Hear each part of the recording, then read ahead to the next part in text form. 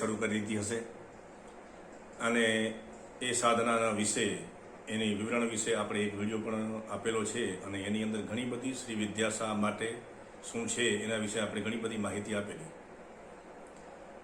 છતાં પણ આજે એની એક માહિતી છે, કારણ કે એના વિશે તો બહુ બધું કહી શકાય એવું છે, એટલે આજે પણ આપણે એના વિશે કશું કહેવાનો પ્રયત્ન કરશું.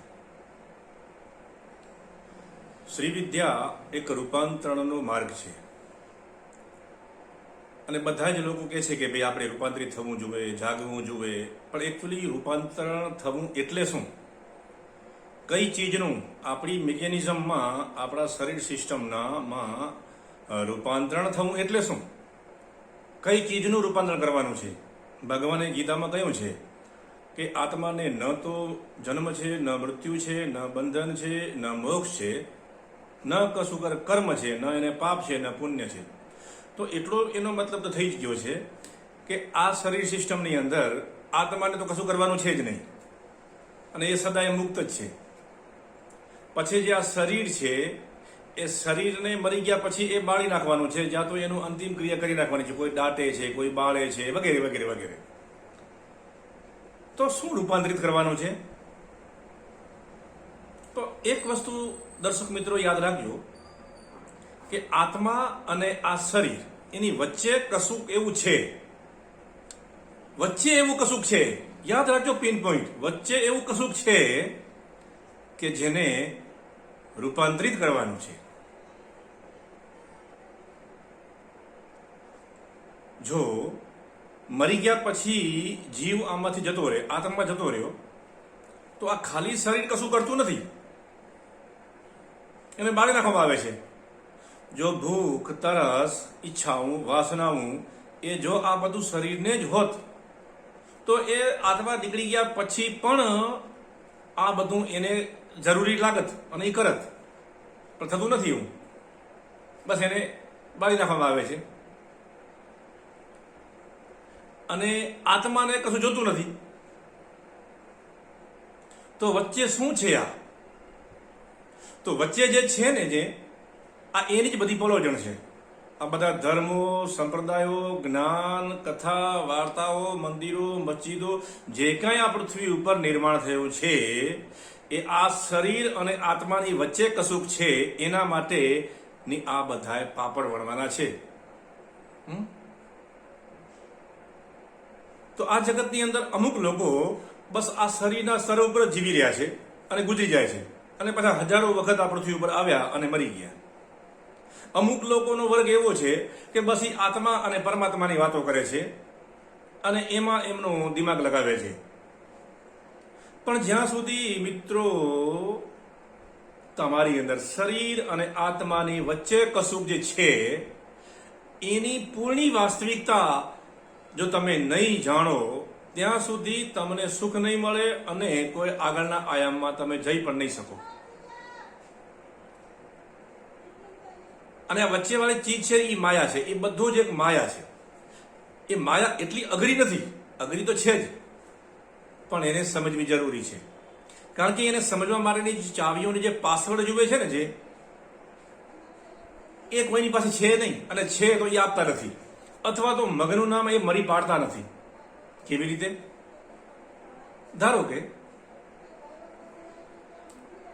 એક ચાવી હોય, તાળાની એક ચાવી હોય, એ ચાવીની પાછળ એક સીધો આમ સળિયો હોય, પાછળ પકડવાનો હાથો હોય, પછી એક અંદર ખાંચા 4-5 જાતના કરેલા હોય અને તાળાની અંદર ખોસી અને પછી ફેરવી તાળું ખુલી જાય. તો બધા જ લોકો એ ચાવી તમને આપવાનો પ્રયત્ન કરે છે. તો અમુક ચાવીઓની અંદર પાછળ પકડવાનો જે હાથો આવે છે એ નથી હોતો, એમને એમ ચાવી આપી દીધી અને તમને એમ લાગે છે કે મારી પાસે આખી ચાવી છે. અમુક લોકોની અંદર ચાવીનો સળિયો છે, પાછળ હાથો છે, પણ અંદર પેલા જે ખાંચા આવે છે ને, જે માનો કે 5 ખાંચાની જરૂર પડતી હોય તો 4 જ ખાંચા આપેલા છે, એ ખાંચો ઓછો છે અને આપણે બધાને એવો વેમ છે કે આપણી પાસે પૂરી ચાવી છે અને ચાવી મચેડ કર્યા રાખી જિંદગી આખી, તાળું ખુલતું નથી. તો બધાની પાસે ક્યાંક ને ક્યાંક ચાવીના અંશ છે, ચાવી નથી. અને એ અંશને આપણી પાસે પૂરી ચાવી છે એવો આપણે વેમ છે.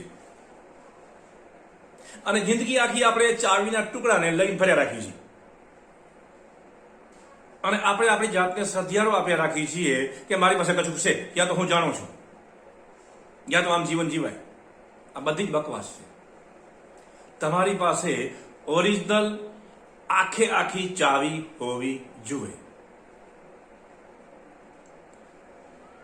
અને ચાવી ક્યાં લગાડવી અને એને કેમ ફેરવવી એનું પણ તમને નોલેજ હોવું જોઈએ. તો શાસ્ત્રોની અંદર, ધર્મગ્રંથોની અંદર આ બધી જ ચાવીઓ આપી દીધેલી છે. પણ મેં કીધું એમ એ ચાવીઓ આખી આખી નથી આપેલી. ચાવીઓના ટુકડા કરેલા છે. એ બધી ચાવીઓને ભેગી કરી, એને જોઈન્ટ કરી અને એમાંથી આખી ચાવી બનાવવાની છે. અને જ્યારે આખી ચાવી બને એ એક લાંબી પ્રક્રિયા છે. અને પછી તાળું ખોલી શકાય. અને પછી તમને સમજણ પડે કે આ શરીર અને આત્માની વચ્ચે જે છે એ શું છે.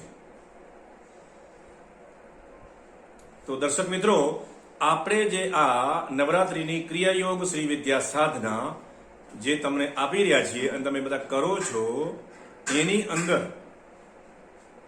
આ વચ્ચે કશુંક છે ને જે એની વાત કરવામાં આવેલી છે.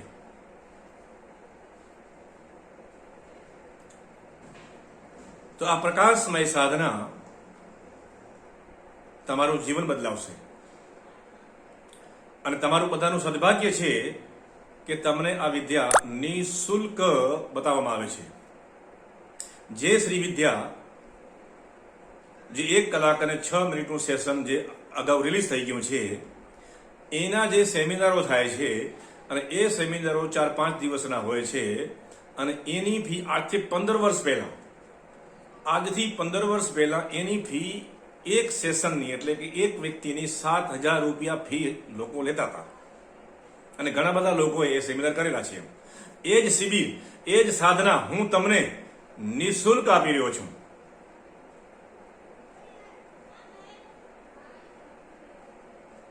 તો એનો મતલબ એવો નથી કે મને પૈસાની જરૂર નથી. પૈસાની જરૂર તો આખા જગતમાં છે. પણ છતાંય મને એવું લાગ્યું કે મારે આ જગતને આપવું જોઈએ. કારણ કે પૈસો તો એક વ્યવસ્થા માત્ર છે. મૂળ ઉદ્દેશ્ય આપણો અલગ છે.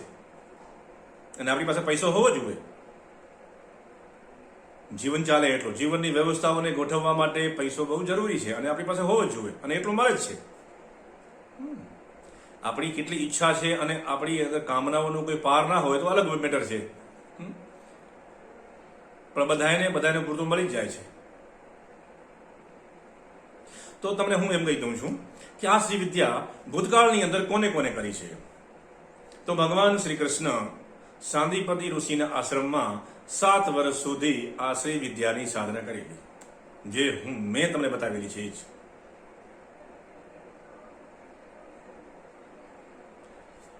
ફોરેનની અંદર ઈસુ ખ્રિસ્તના ધર્મની, ઈસુ ખ્રિસ્તે એના જીવનકાળ દરમિયાન 6 વર્ષ ગાયબ હતા અને જે હિમાલયમાં આવીને એને 6 વર્ષ આ જ સાધના કરેલી. ઋષિ અગસ્ત્ય, ઋષિ વશિષ્ઠ, પ્રાચીન ઋષિ મુનિઓએ આ જ સાધના કરેલી. અને અત્યારે વર્તમાન જીવનની અંદર હમણાં જે થઈ ગયા છે બધા આ સદીમાં, 20મી સદીની અંદર, તો મહર્ષિ અરવિંદ,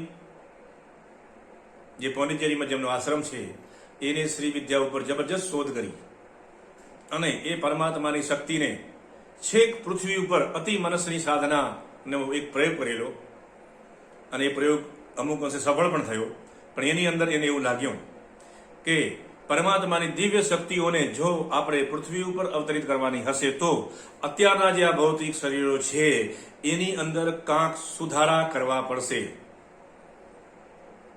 અને એ સુધારાની અંદર, અપડેટિંગની અંદર, એ અપડેટિંગ કરવાની પ્રક્રિયાની અંદર ના પ્રથમ ચરણની અંદર અથવા તો એના ઘણા બધા ચરણોની અંદર મેં તમને આ શ્રી વિદ્યાની ક્રિયાયોગ સાધના આપેલી છે. આ પ્રકાશના રંગોની સાધના તમારા જીવનને બદલાવી નાખશે, તમારા અંદર કોષોને બદલાવી નાખશે. તો દર્શક મિત્રો, આ ચીજ જે તમને મફત મળી રહી છે એનો તમે એક ધૂળ જેવું છે અને યુટ્યુબમાં તો હજારો લાખો વિડીયો રિલીઝ થઈ રહ્યા છે અને એમાં એનું એક આ છે, તો એવી ગેરસમજમાં તમે ના રહેશો.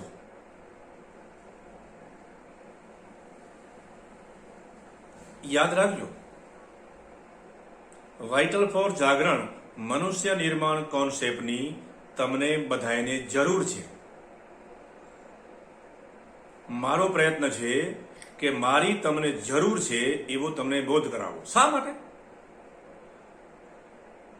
જો તમને મારી જરૂર હોય યા મનુષ્ય નિર્માણ કોન્સેપ્ટની તમને જરૂર હોય તો તમને એવું લાગવું જોઈએ. પણ ઠહેરો, આ બેહોશ જગતની અંદર આ બેહોશ મનુષ્યોને કશી જ ખબર પડતી નથી. આંધળો આંધળાને દોરી રહ્યો છે.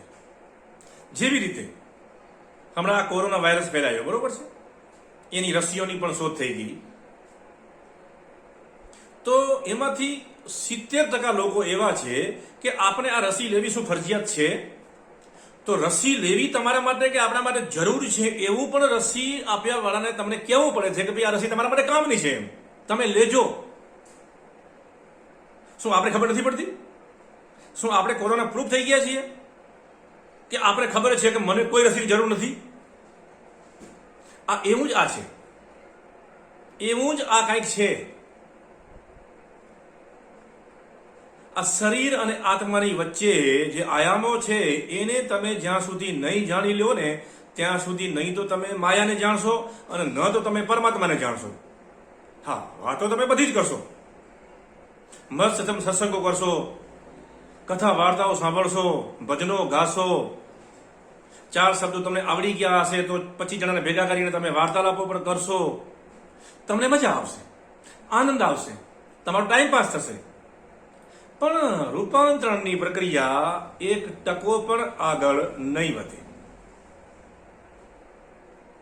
રૂપાંતરણની પ્રક્રિયા સ્ટેપ બાય સ્ટેપ આગળ વધવી જોઈએ. જેવી રીતે આપણે મકાન બનાવવાનું હોય તો સૌથી પહેલી આપણી પાસે જમીન હોવી જોઈએ, પછી એની ઉપર મકાન કેવું બનાવવું એનો એક આછો નકશો હોવો જોઈએ, પછી જમીન ઉપર લીટા પાડીને એના પાયાના નિશાન મારવા પડે, પછી ખોદકામ કરી અને ચણતર કામ શરૂ થાય, પછી અમુક સ્ટેપ આવે એટલે અમુક કામ કરવું પડે, અમુક સ્ટેપ આવે એટલે અમુક કામ કરવું પડે. જેમ જેમ સ્ટેપ આગળ વધે તેવી રીતે અલગ અલગ કામો થતા આવે અને પછી જોતામાં 1-1.5 વર્ષમાં કે 6 મહિનામાં તમારું એક મકાન તૈયાર આખું થઈ જાય. તો તમારા મકાનની અંદર આ ચીજો, આ ક્ષેત્રમાં, આ દિવાલમાં કયો કલર આવશે એની તમને ખાલી ખબર હોવી જોઈએ કે કલર આવશે. પણ તમારું ધ્યાન જે છે ને જે એ પાયામાં જ હોય છે જ્યારે મકાન ચણાવતો હોય ત્યારે. પણ છતાંય તમારી અંદર ઊંડે હોવું તો જોઈએ કે મકાનોની અંદર દિવાલો બનશે એની અંદર પણ એક ખાસ પ્રકારનો કલર આવશે. એ કેવો આવશે એ પછીની વાત છે, પણ કલર તો કરવો જ પડશે. તો એક આછી માહિતી છે. અત્યારે તમે પાયા ખોદી રહ્યા છો અને ચણતર કરી રહ્યા છો, પણ તમારા દિમાગમાં તો છે કે દિવાલોની અંદર પણ ખાસ પ્રકારનો કલર તો આવશે. પછી અમુક જગ્યાએ સોફા પણ આવશે, અમુક જગ્યાએ ખુરશી આવશે, અમુક જગ્યાએ ડાઇનિંગ ટેબલ આવશે. ભલે અત્યારે નથી મૂકેલી પણ પ્લાનિંગમાં તો છે જ. કામ થઈ રહ્યું છે પાયાની અંદર. ઓકે, જસ્ટ એવી જ રીતે મનુષ્યની પાસે જીવનનો એક ખાસ નકશો હોવો જોઈએ અને નકશાના પ્રથમ ચરણોની અંદર તમારે શું કરવાનું છે એ તમે કરી જ રહ્યા છો, પણ નેક્સ્ટ સ્ટેપની અંદર યા એના પછીના ચરણમાં યા એના પછીના ચરણમાં તમારે શું કરવાનું છે કોઈ ખબર નથી. એટલે જિંદગી આખી અમુક લોકો તો ખાલી પાયા ગાળે રાખે, અમુક લોકો ખાલી ચણ્યા જ રાખે, અમુક લોકો ખાલી સ્લેબ ભર્યા રાખે અને અમુક લોકો બહુ ડેવલપ થઈ ગયા એ નકરા દિવાલોની પીછળ મારે, કલરના પીછળ મારે રાખે. બસ દિવાલો ચમકી રહી છે. ભાઈ તમે દિવાલોને પીછા મારીને કલર તો કરો છો પણ નીચે પાયો હળી ગયેલો છે. આ દિવાલ ક્યારેય ટકશે નહીં, પડશે હેઠી. કારણ કે તમને ખબર જ નથી કે આ દિવાલ જે ઊભી છે એના નીચે એક પાયો છે અને પાયામાં ગડબડ છે. એટલે વાઇટલ ફોર જાગરણ મનુષ્ય નિર્માણ કોન્સેપ્ટની તમને બધાની જરૂર છે. લાખો વર્ષથી પૃથ્વી ઉપર મનુષ્ય જીવન છે. વિજ્ઞાન આટલું આગળ વધી ગયું છે. ચંદ્ર ઉપર જ્ઞાન, મંગળ ઉપર જ્ઞાન, પેલું વોયેજર જ્ઞાન તો આપણી સૂર્યમાળાને બહાર નીકળી ગયું. પણ આપણે આપણી કોશિકાઓની અંદર પહોંચી શક્યા નથી કે ત્યાં શું બની રહ્યું છે, ખબર જ નથી. તો જીવનની અંદર અમુક સાધના પદ્ધતિઓની અંદર એવું કહેવામાં આવે છે કે શરૂઆત તમે કરો શરીરથી, ભૌતિક શરીર, ભૌતિક શરીરથી પછી સૂક્ષ્મ શરીર, સૂક્ષ્મ શરીરથી પછી તમે કારણ શરીર, અને કારણ શરીરથી પછી આગળ આગળ આગળ. સાચી વાત છે. તો પણ સવાલ પૂછો પોતાની જાતને કે ભૌતિક સ્તરો ઉપર તમે જે કરવાનું હતું એ બધું જ તમે કર્યું છે?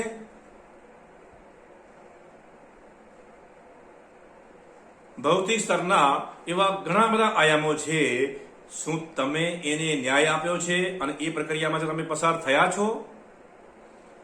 અને જો તમે નહીં થયા હો તો તમારે થવું પડશે. કારણ કે એ કરવા માટે તમારી અંદર ખાસ સમજ હોવી જોઈએ અને તમારી અંદર ખાસ પ્રકારનો પાવર હોવો જોઈએ. તો આ શ્રી વિદ્યા સાધના જે આપણે રજૂ કરેલી છે એની અંદર જે પ્રકાશ રંગોનું જે ધ્યાન છે એ તમારા અંદર સૌથી પહેલા કારણ શરીરની અંદર એ પ્રકાશ ફેંકાશે, જેને અમારી ભાષામાં ઇલેક્ટ્રોનિક બોડી કહેવાય છે. ઇલેક્ટ્રોનિક બોડીની અંદર એ પ્રકાશના રંગો ઉતરશે અને એને ચાર્જ કરશે, એટલે તમારું જે કારણ શરીર છે એ ઉર્જાથી છલોછલ ભરાશે. અને એ સમજો, એ કારણ શરીરની અંદર એ પ્રકાશ રંગોની અંદર જ્ઞાન હશે. કારણ કે એ પ્રથમ જ્ઞાન મેં સૂર્યને આપેલું હતું. એ સૂર્યમાંથી એ જ્ઞાન પ્રકાશ રંગોની સાથે તમારા કારણ શરીરમાં ઉતરશે અને કારણ શરીર જ્યારે છલોછલ ભરાશે ત્યારે એ બધું જ જ્ઞાન સહિતની શક્તિઓ રૂપાંતરિત થઈ અને સૂક્ષ્મ શરીરમાં અવતરિત થશે. અને જ્યારે એ સૂક્ષ્મ શરીરમાં અવતરિત થશે ત્યારે તમને જગતમાં કશું કરવાનું મન થશે. વિવિધ પ્રકારની કામનાઓ ઉત્પન્ન થવાની શક્યતાઓ છે. તો એ પ્રક્રિયામાંથી તમે હજી પસાર થયા નથી, એટલે તમારી અંદર એ કામનાઓ સૂક્ષ્મ જાગશે. એને સમજવાની છે, યોગ્ય ગુરુના માર્ગદર્શન હેઠળ એનો નિકાલ કરવાનો છે, યા એમ વર્તવાનું છે, વગેરે વગેરે વગેરે. એ ડેટા બધો સૂક્ષ્મ શરીરમાં આવશે અને સૂક્ષ્મ શરીરની અંદર જે ઉર્જાઓ છે એ ગતિ કરીને ભૌતિક સ્તરોની કોશિકાઓની અંદર આવશે અને તમારા ભૌતિક સ્તરોની અંદર એક કોશિકાઓની અંદર એક ખાસ પ્રકારનો બદલાવ લાવશે. તો હું એમ નથી કહેતો કે તમારા ચહેરાની કરકલી બદલાઈ જશે, યા તમારી આંખોની રોશની આવી જશે, યા તમારા શરીરના ખાસ પ્રકારના કોઈ રોગો હશે એ મટી જશે. હા, એમાં રાહત તમને મળશે. પણ તમારી અંદર જે કોશિકાઓ છે એ કોશિકાઓ અપડેટ થશે. સાયન્સે એવું પ્રૂવ કર્યું છે કે આપણા શરીરની દરેક કોશિકાઓ, જ્યારે એક કોશિકા છે એ 45 દિવસમાં મરી જાય છે અને 45 દિવસ પછી એ કોશિકા અન્ય જેવી નવી કોશિકાઓને બનાવી જાય છે. તો ધારો કે આજે હું કશું સમજી રહ્યો છું, સાધના કરી રહ્યો છું, તો 45 દિવસની મારા શરીરની કોશિકાઓની અમુક ખાસ પ્રકારના ફેરફારો થયા. તો 45 દિવસની અંદર કોઈ ખાસ પ્રકારના ફેરફારો થઈ ગયા અને 45 દિવસ પછી એ કોશિકા ગુજરી ગઈ. પણ જ્યારે એ કોશિકા બની હતી એના કરતા એ 45 દિવસના એના આયુષ્યમાં એ કશુંક નવું શીખી છે, નવું જ્ઞાન, નવી ચીજ એની અંદર ઉતરી છે. તો હવે જ્યારે એની વારસારૂપ એ નવી કોશિકાને જ્યારે બનાવશે ત્યારે એ પોતે હતી એના કરતા વધુ અપડેટિંગ વાળી બનાવશે. અને અપડેટ થયેલી નવી કોશિકા જ્યારે તમારા બોડીમાં નિર્માણ થશે ત્યારે એ પાછી વધારે પડતી સાધનાથી એ વધારે અપડેટ થઈ અને એ આગળની જે હતી એના કરતા સારી અને ભવિષ્યમાં એનાથી વધારે સારી કોશિકા બનાવશે. આ સારી એમનો મતલબ તમને સમજ નહીં પડે.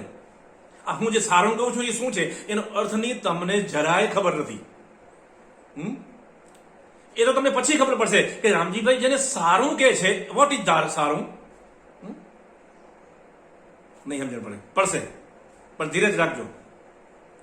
તો એવી રીતે કરતે કરતે કોશિકાઓ દર 45મે દિવસે રૂપાંતરિત થતી થતી થતી થતી અમુક સમયના અંતરાલની અંદર એક ખાસ પ્રકારના બદલાવમાં એ રૂપાંતરિત થઈ જશે. અને જ્યારે એ ખાસ પ્રકારના બદલાવમાં રૂપાંતરિત થઈ જશે ત્યારે તે જે ચંદ્રના શાસન હેઠળ આપણે જે જીવી રહ્યા છીએ એમાંથી આપણે મુક્તિ મળશે, અથવા તો બીજા અર્થમાં એ ચંદ્ર આપણા માટે અનુકૂળ બનશે. પછી ના સ્તરની અંદર આ પૃથ્વીનું જગત છે એ પણ આપણે અનુકૂળ બનશે. એના પછી ગ્રહમાળાનું જે સોલાર સિસ્ટમનું જગત છે એ પણ આપણા માટે અનુકૂળ બનશે. અને એના પછી જે આ ભૂ ભુવ અને સ્વ નો આત્મા છે, જે સૂર્ય આદિત્ય, એ પણ આપણા માટે અનુકૂળ બનશે. આ છે રૂપાંતરણ. મેં તમને જે અત્યારે વાત કરી ચંદ્ર, પૃથ્વી, ગ્રહમાળા અને સૂર્ય, એ અધૂરી વાત કરી છે, કારણ કે એની પૂરી વાત કરવા માટે અને સમજવા માટે તમે સક્ષમ નથી. એ અમારા એડવાન્સ સેમિનારોની અંદર શીખવવામાં આવે છે. તો તમે કોઈ પણ ધર્મ સંપ્રદાયને માનતા હો દર્શક મિત્રો, મને એની સાથે કોઈ પણ વાંધો નથી, પણ યાદ રાખજો, મનુષ્ય માયાના પરપોટાની અંદર બધા જ આયામોને જ્યાં સુધી નહીં જાણી લે, નહીં માની લે અને નહીં અનુભવી લે ત્યાં સુધી મુક્તિ અસંભવ છે. કોઈ પણ ગુરુ તમને કહેતા હોય, કોઈ પણ સંપ્રદાય તમને કહેતો હોય તો એ વાત અધૂરી છે. કદાચ જે તે ધર્મગુરુ તમને એવી વાત કહેતા હોય કે તમે આત્માને જાણી લો, પણ જો તમે આત્મા અને શરીરની વચ્ચેની સિસ્ટમને જાણી નથી તો તમે આત્માને જાણો છો એવો તમને ખાલી વહેમ છે. હા, જે તે સંપ્રદાયના ધર્મગુરુઓએ કોઈ જન્મોની અંદર એને એ જાણી લીધું હશે, એની જીવન યાત્રાના કોઈ આયામમાં એ અનુભવમાંથી એ પસાર થઈ ગયા છે, એટલે એમને એ ખબર નથી કે અમુક પ્રક્રિયામાંથી હું પસાર થઈ ગયો છું અને હવે હું આ સ્ટેપમાં આ જન્મની અંદર આ તરફનું જીવન મેં ગાળ્યું અને હું આ વાતો કરી રહ્યો છું. તો એની જગ્યાએ રાઈટ છે, પણ આપણી પાસે પૂરો નકશો નથી, ખાલી નકશાનો એક ટુકડો હાથમાં આવી ગયો છે. તો બધા જ લોકો એ સંપૂર્ણ નકશાના થોડા થોડા ટુકડાઓ હાથમાં લઈ અને ભર્યા રાખે છે અને કશું કર્યા રાખે છે. કશું મેળ નહીં પડે. યાદ રાખજો, તમારી પાસે સંપૂર્ણ નકશો હોવો જોઈએ અને એ સંપૂર્ણ નકશો આવશે તો જ તમે કશું કરી શકશો, નહીતર બધું થઈ જશે.